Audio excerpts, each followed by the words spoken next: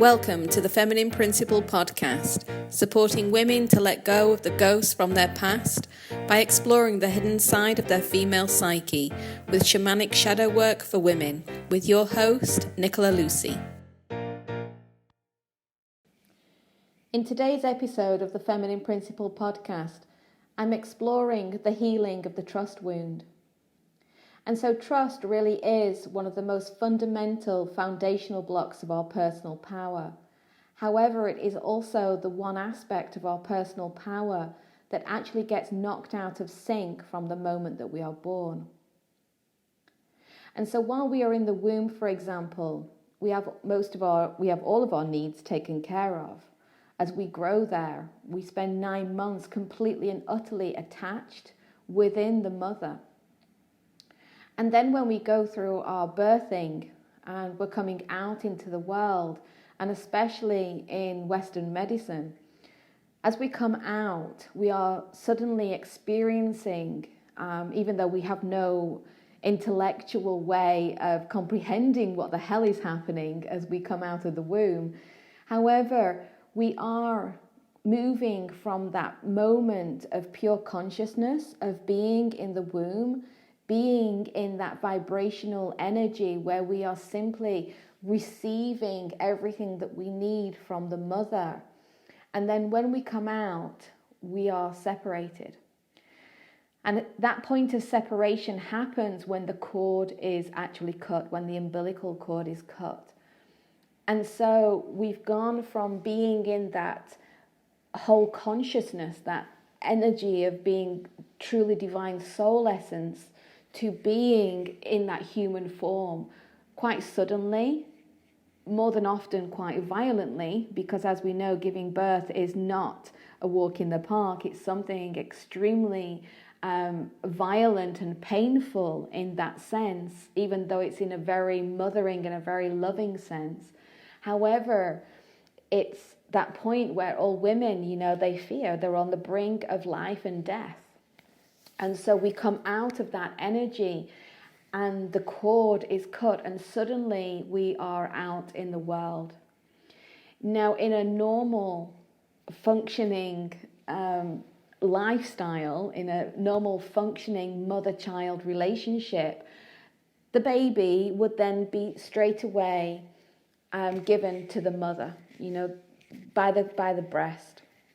And this helps then to bring in that deep attachment, because the moment that we're put onto the breast, we feel safe, we feel secure, even though obviously we've got no understanding or comprehension of that. But it's that simple act of coming out of the womb, out into the world, out into this physical, harsh world, which is often a hospital with bright lights and all of these people and machines and everybody around us, to then be latched onto the breast. And that's the only thing that matters.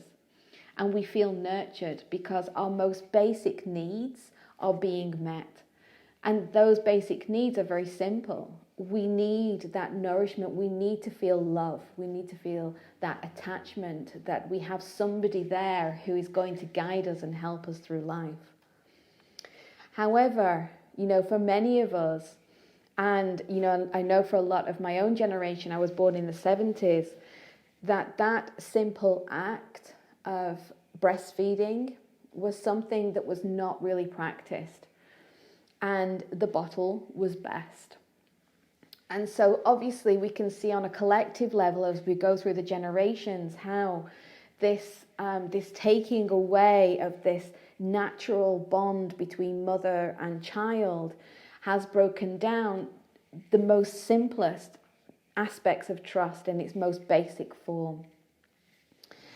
And so not having that attachment then creates a level of fear within the newborn child, because we don't have that. So even as we start to then grow, we're taken home and we get on with our day-to-day lives. The mother, oftentimes, especially if it's a first-time mother, we can feel quite challenged because suddenly we've lost our identity and now we have to give care and love to this this child, and there's no textbooks, there's no manual. So new mothers are often learning how to take care of their children.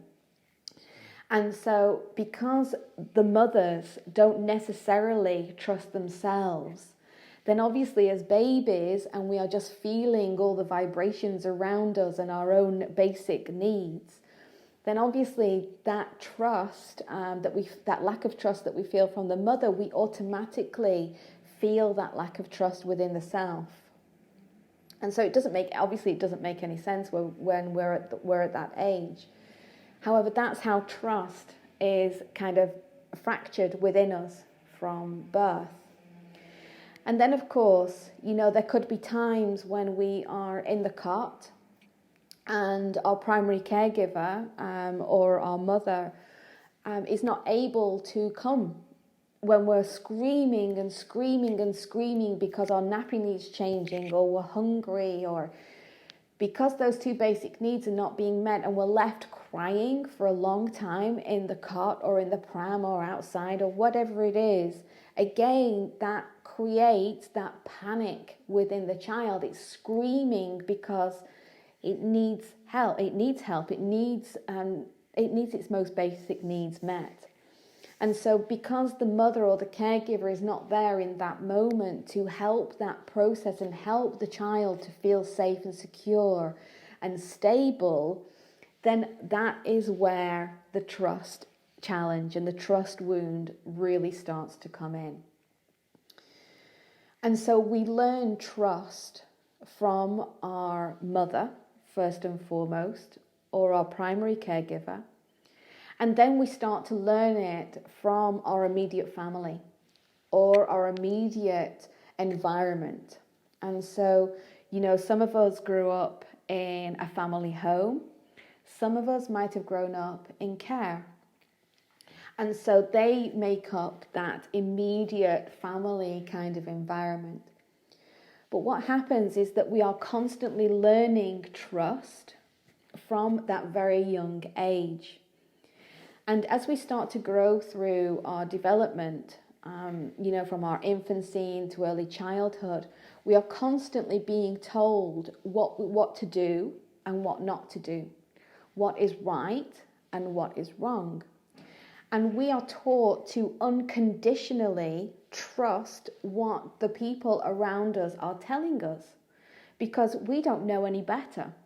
We have no understanding of how to discern what is right and what is wrong. And so we are constantly just listening to and absorbing everything around us as to what other people say is right or wrong for us. And so we are trusting them unconditionally without having any understanding of whether it is right or wrong for us at all. And so gradually what happens is we start to conform. And that conformity becomes our conditioning. And we are conditioned into all of these ways of being and living and relating, even though we have no idea what is good for us or what's not good for us. And so one of the things is that we are not able, to understand fundamentally what trust is. And as we start to grow older, we're never really taught how to trust ourselves. And this creates more of a fracture between the self, the true nature of the self, and the trusting of others. And so one of the aspects that we can explore is that we do automatically trust other people. Without question sometimes. We will trust what they are telling us, what they are saying to us, what they're asking us to do, how they're asking us to behave, what they're asking us to believe in. We trust them because they are in some way an authority, because we believe that they know best, because that's the way that we've been taught, that's the way that we've been conditioned.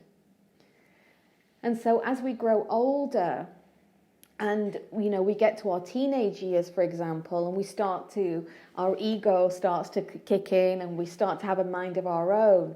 we suddenly start to question those people around us. Now, this can come out in two ways. First of all, we can trust them unconditionally and carrying on with what other people are telling us to do and what they're telling us not to do, and therefore we are conforming to their set of rules. Or we can become really rebellious and we can find our way in rebelling against everything. But either way, whichever path we decide to take, it always comes with mistakes. And so those mistakes, this is how we learn to trust ourselves. We have to make mistakes because we have to learn our lessons. And if we don't learn our lessons, then we can't evolve. And this is where the internal conflict with trust really starts to come in. And it can be really challenging to understand trust. And this is why learning to trust is a lifelong work. It's the whole of our journey, of our life's journey, is understanding the basic principles of what trust and love actually mean to us, not how we've been conditioned to think what trust or love means to us. And so when we get to those teenage years and everything, we might start to feel that, well, wait a second, this has been the way. I've trusted that this is the way. However, something inside me says that this is wrong. It's not right. It's not right for me. And so it's that real sense of that inner intelligence. It's that intuition starting to come out that this is not right. However, because we've never been taught how to express what we feel is right or wrong, then obviously we've not learned how to trust the self. We've not learned to trust that intuition, and we've not learned how to act upon that intuition. Because we are conditioned again that if we do act on that intuition and we do try to express it in the way in which we've tried to express it, then it will be wrong, or we could be rejected. Or if we do try to take action against what other people have told us, then we may not receive the approval or the validation or the love that we truly want. And so this is how we can get into a really tangled mess of learning how to trust the self. And so we learn how to trust based on experience and our relationships. So because all of the relationships that we've had in our formative years have all been about helping us to feel safe and secure and stable, then we look to that model, whichever way that model has been brought to us. If that model has been brought to us within a stable family home where everything functions, then that's one thing. But if we've been brought up in an unstable environment where there may have been abuse on all different levels, or maybe a member of the family, maybe the mother was sick or the mother was absent, then obviously that challenges us and it informs us of what trust is. And so by understanding trust based on our own experience and the relationships that we've had contact with, as we grow older, we then start to make those mistakes.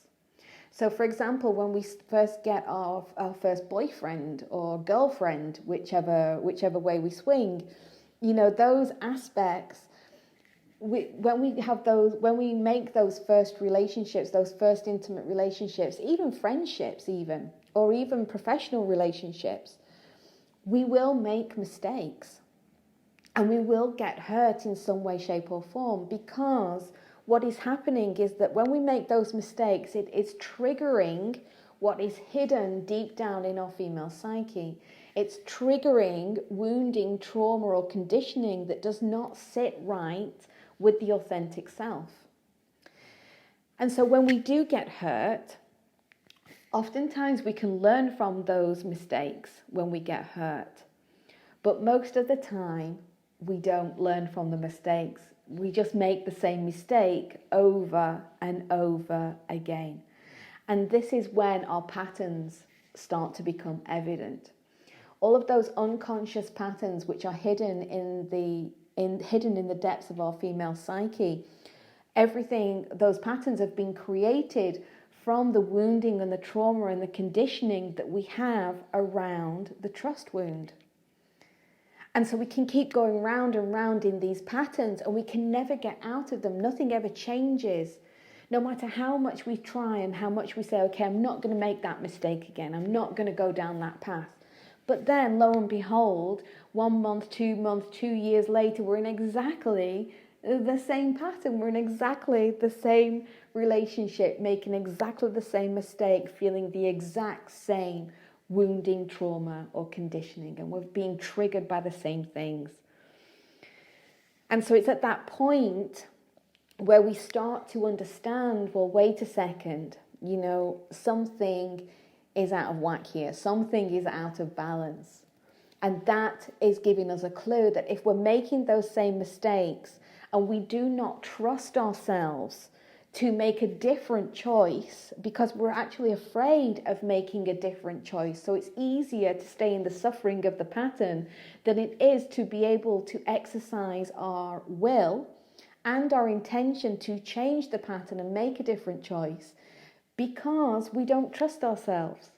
We're afraid of trusting ourselves, because to trust ourselves means that we are going to go against what everything has been conditioned into us, and we're going to find our own way.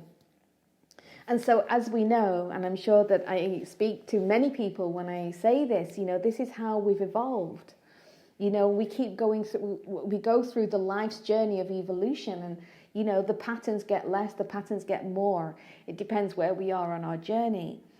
But all the time, those patterns, that wounding and the trauma and the conditioning that has created those patterns, it's coming from that basic aspect of the trust wound. And we can even see in today's world and today's society is that we always tend to trust others more than we trust ourselves.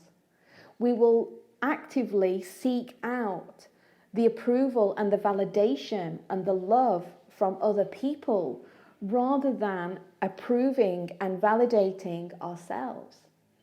So this is a really good example here. So I typically do online workshops.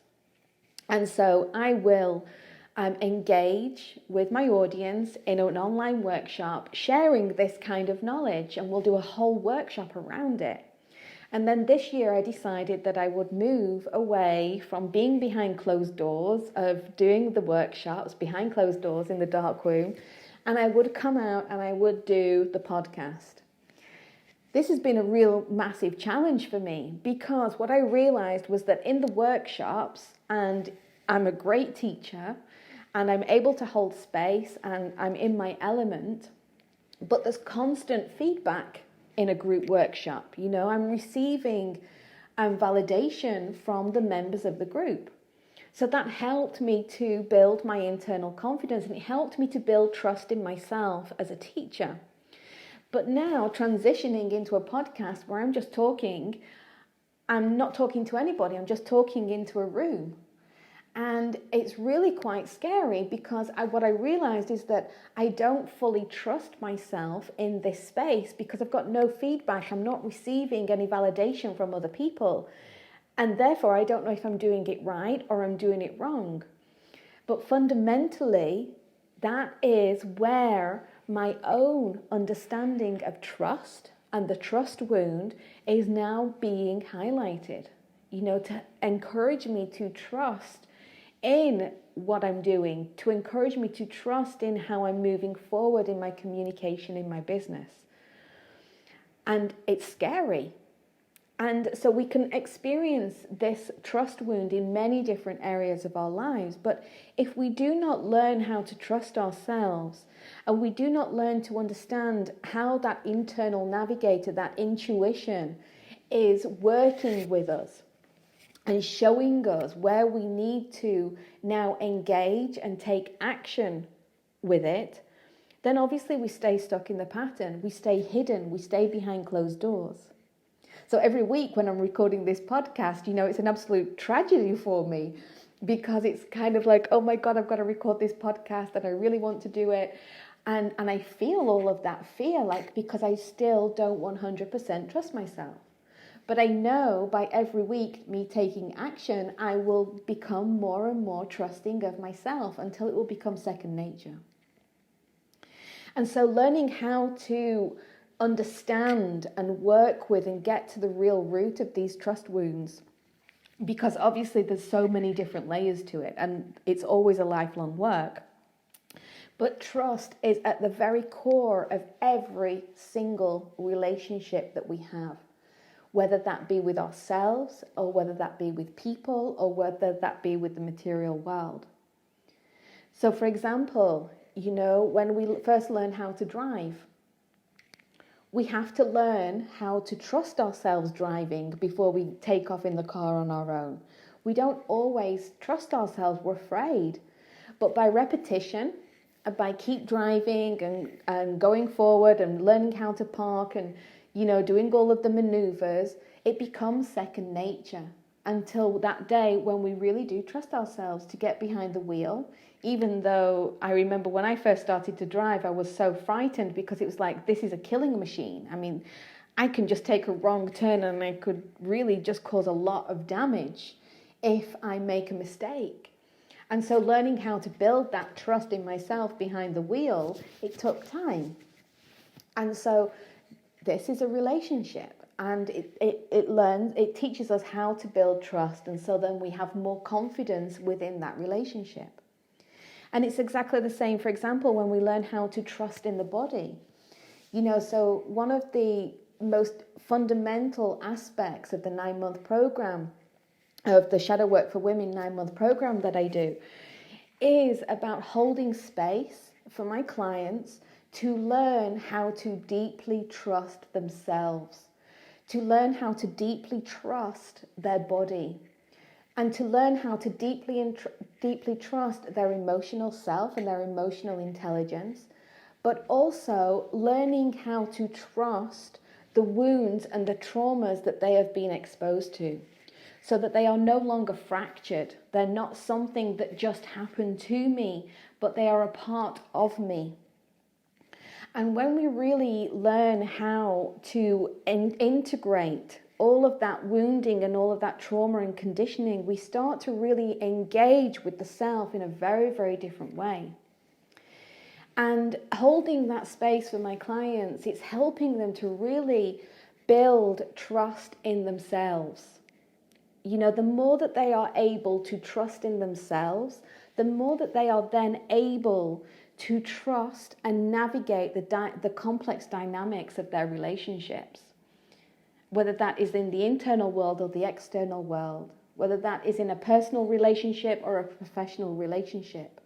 Because the more that inner trust of themselves, the more that is rebuilt from the ground up, from the foundation block, the more that they are able to trust themselves in their day-to-day lives, in the relationship that they have with their children, their grandchildren, their colleagues, their boss, even as entrepreneurs running their own business. And so this is why when we start to look at the trust wound, it's not something that is so simple. It's complex, it's deep, and it's very, very powerful. And so putting back all of those little pieces of trust and how we experience the world and how we experience ourselves in every given moment, in our relationships, in our emotions, in the body, then that starts to build that bigger inner foundation block of our personal power and trust. And so learning to trust the body, for example, is so powerful because we are constantly emoting. Every moment is an emotion. And especially, as women, we are emotional beings. This is how we were wired. This is what Mother Nature gave to us when she gave us, the hormones and the menstrual cycle and the possibility to give birth and hold birth and create birth and hold a child in our womb and go through that life and death process. But we don't always trust in the body. In fact, we don't even understand what our body is telling us at every given moment. And this is why we have so many maladies and disorders and symptoms and everything else, because we are not paying attention. We are not trusting what our body is communicating to us at every given moment. And so this is another aspect, that I work with my clients is helping them that when they do have a symptom, when they do have a malady or an illness or something, is by developing a relationship with that illness. By trusting what the illness is trying to tell us about what is out of balance on the inside, by looking at what is out of balance on the outside. And the more that they get in touch with trusting what their body is telling them and what their emotions are informing them about at every given moment, that's when they start to experience the shifts in their lives and in their relationships. Because they are experiencing trust in themselves very much, often for the very first time. And that is how we reclaim our personal power. Because without personal power and without the intention and the will to gather back all of those fragmented aspects of our personal power that begin with trust, we just keep repeating the same patterns over and over and over again. And so we all have this potential. We all have this potential to redefine the relationship that we have with trust, but not from the outside. Not by unconditionally trusting what other people are saying over and over again, but learning how to trust what we are saying. Learning how to trust what our intuition is saying. Learning how to discern what is right and wrong for us. Learning how to trust in the communication of the body and the emotions. And learning to trust in our own experience. Our own experience is our story. It is who we are. And just because we've experienced this in our life doesn't mean to say that we cannot experience something else. And that's where the magic happens. Because the more that we unravel the trust wound within us and we start to really build that internal foundation, the more that we can start to experience the unknown potential, the other aspects of our potential that were closed off to us because we didn't trust. And that is power. That is pure power in the mystery and the magic of being able to trust in the unknown. It's not something that we can control.